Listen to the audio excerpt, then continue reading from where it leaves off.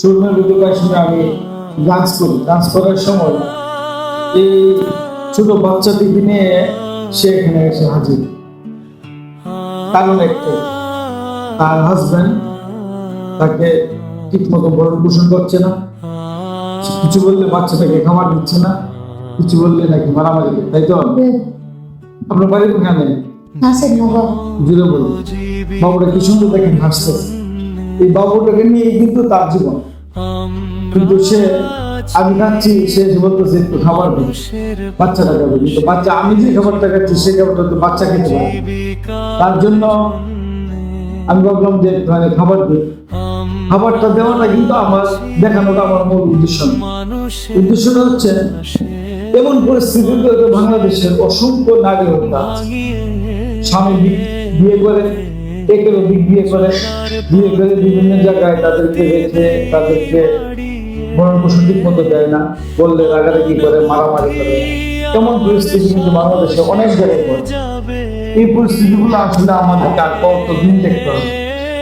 তার অল্প বয়সে, তার বয়স হয়তো খুব বেশি না, সম্ভবত সে বাল্য বিবাহ হয়েছে, তার বয়স বেশি না, তার ভিতরে আবার একটা বাচ্চা হয়েছে, বাচ্চার বয়স খুব বেশি। এভাবে যদি রাস্তাঘাটে ঘুরে ঘুরে তারা ভিক্ষা করতে হয় অথবা আরেকজনের কাছে যেতে হয় খাবারের জন্য, সেটা আমাদের দেশের জন্য তাকে হয়তো আমি খুব একটা বেশি উপকার করতে পারলাম না, কিন্তু তার বাচ্চাদের জন্য আমি চেষ্টা করেছি এবং তার জন্য একটুখানি খাবার কিনে এনে হোটেল থেকে দেওয়ার জন্য, যেহেতু আমার বাড়ি করে এখানে আমি আমার খাবার ফ্যামিলি কাছে নাই, তার জন্য খাবার এনেছি। এই খাবারটা তাকে দিচ্ছি, তোমার বাচ্চাদের নিয়ে না। কিন্তু আমার কথা উদ্দেশ্য হচ্ছে, যখন এই কথাটা বলছি তখন যখন খাবার দিলাম তখন সে আর একটা আবদার করছে, তাকে একটা ফ্যান দেওয়ার কথা। অর্থাৎ সে একটা যে বাসাটা থাকে, যে ঘরে থাকে, ওইখানে কি পরিমাণ গরম পড়ছে এখন বুঝুন। সেই গরমের জন্য বাচ্চাটা কান্নাকাটি করে, সে নিজেও কষ্ট করছে গরমে। স্বামীকে যখন বলে ফ্যান কিনে দেওয়ার জন্য, খাবার দিতে না, এই স্বামী আবার ফ্যান কিভাবে কিনে দেয়, এটা কিন্তু বিরাট একটা কষ্ট ছিল। আর কাছে আসে, এখন আমি ভাবলাম যে একটা ফ্যানও দিব আমি তাকে দিতে, হয়তো এভাবে সে কতদিন। তার স্বামীকে বলবো যদি এই ভিডিওটা দেখে তাকে যেন গরু পোষণের দায়িত্বটা নিন, অথবা আপনারা যারা গরিব অসহায় মানুষ তাদেরকে বলবো আপনারাও এই ধরনের মানুষকে পেলে একটু উপকার করার চেষ্টা করবেন। হয়তো আমি সামান্য একটু উপকার করছি, একটা ফ্যান দিচ্ছি আর একটু খাবার দিচ্ছি, এটা কিন্তু তার জীবনে শেষ নয়, এটা হচ্ছে তার এক বেলার জন্য খাই। কিন্তু চেষ্টা করবো তাকে আরেকটু বেশি দেওয়ার জন্য। আবার সে একটা কথা বলছে, বাচ্চাটা নাকি অসুস্থ না, ডাক্তার দেখে দিই। কি সমস্যা কি বাচ্চারা শরীরে শুক্লানে পয়দা জ্বর লাইটেলে জ্বরটা বেশি হবে, শরীরে চুলকানি আছে, চুলকানি তার ডাক্তার দেখে তো কোন জায়গায় ডাক্তার দেখাবো? মানে বাজারে ফাইবার দেখাম, বাসা বাড়িটা আরো বাড়িটা আছে, তারা কোথায় আছে ডাক্তার দেখাম, এমনি সদর থেকে ডাক্তার দেয় না, ওষুধ হয়েছে সব করে কাম শরীর থেকে সদরে গেলে কামিতে আছে না, ওই সদরে ওষুধ দেওয়া যদি খাওয়াচ্ছে না, সদরে ভালো ট্রিটমেন্ট আছে। সদরে আমি দিন গেছিলাম, আমার বাচ্চারা নিয়ে গেছিলাম, ট্রিটমেন্ট ভালো দিছে। আমার বাচ্চা যখন চুলকানি আসছিল, চুলকানি ওষুধ দিছে, তার হাতে একটা ব্যথা ছিল, হাতের ব্যথাটা ভালো হয়েছে। কিন্তু সদরে যাওয়ার জন্য যে টাকাটা লাগে ওষুধের জন্য আমি দিচ্ছি তোমার। আচ্ছা, এটা থেকে ওষুধ কিনেও তোমার টাকা থাকবো, বলে আমি 1000 টাকা দিই, ঠিক আছে? আর তোমার একটা ফ্যান দিলাম, তুমি তবে সত্যি একটা তোমার যদি অন্য চিকিৎসা করতে দেখি তাহলে কিন্তু আমি টাকা ফেরত নিব না। চিকিৎসা করবা, সদরে যাবা, তার সদরে এখনো তুই গেলে পাইবা ডাক্তার। আমি বললাম মারামারি ডাক্তার গেছি, মারামারি কি মানে সেটা কি দেখো না, মারামারি মানে ইমার্জেন্সি ডাক্তার, যে ইমার্জেন্সি গেছি। পরে যাইবা, পরে যাইয়া নাসিরনগর স্বাস্থ্য কমপ্লেক্স আছে, উপজেলা স্বাস্থ্য কমপ্লেক্স, ওইখানে যাইবা, যা ডাক্তার দেখাবা, ওষুধ কিনবা, যে ওষুধ আর বাচ্চার জন্য একটা জামা কিনবা, ঠিক আছে? এটাও তোমার ব্যান্ডেজ দিতেছি, আর ওষুধটা বাচ্চা এখন খাওয়া কি দেয় হয়তো কি বাবা, তোমার নাম কি বাচ্চা? আব্দুল্লাহ। আব্দুল্লাহ, এইটুকু তুমি নাও। তবে তুমি মনে করবে না এটা তোমার ভিক্ষা, ভিক্ষা না কিন্তু, হ্যাঁ?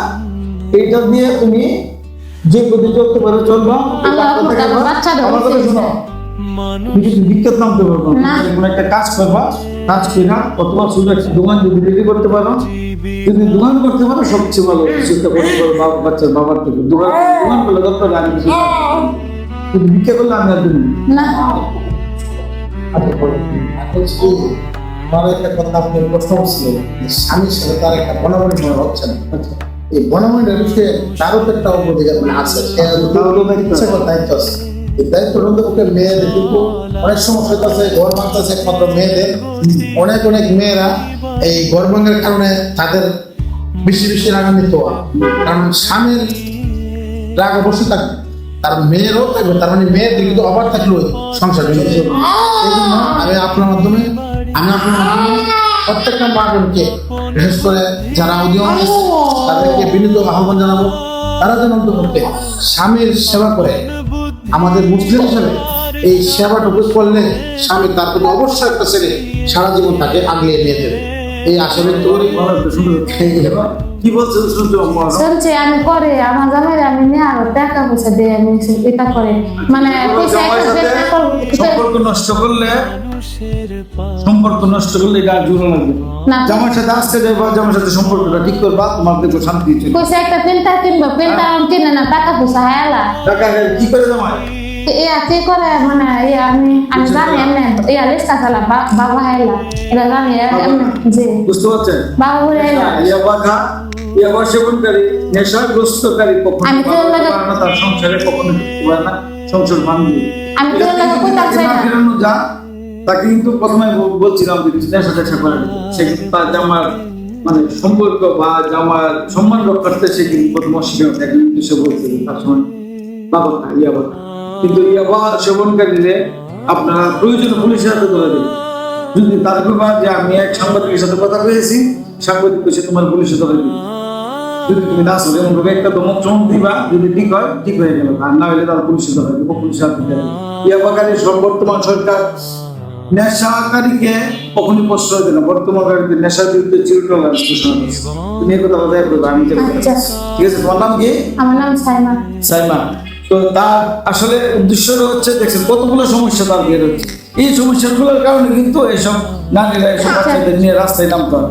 তাদেরকে সমস্যাগুলো দেখার দায়িত্ব আসলে তার। এই প্রশ্নটা কিন্তু থেকেই যায়। স্বামীর যতটুকু দায়িত্ব আছে, স্ত্রীর কিন্তু দায়িত্ব আছে তার স্বামীর একটা সংসার। আচ্ছা আমি এক কাম করো আমি আপনার দোকান থেকে একটা প্রিন্টার নাম আমার কাছে প্রিন্টার দিবাই না, যেটা করতেছি, যেটা করছি, কেন? না, আমাদের কিছু বলার আছে। একটা সাইড আইলে তাহলে আমি বুঝাতে পারি। ঠিক আছে?